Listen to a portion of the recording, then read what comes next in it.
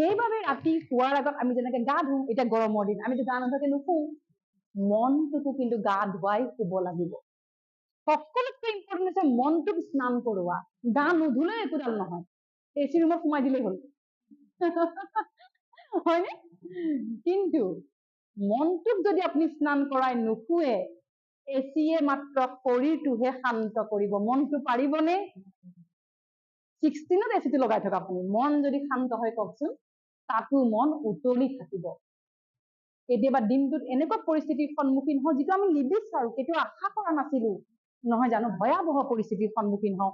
সেই সময়ত সেই পৰিস্থিতিৰ সন্মুখীন হৈ পেলাই যেতিয়া আমাৰ মনে আঘাত পালে, মনত সোমাই গল, সেইখিনি লৈ মই ঘৰলৈ আহিলো।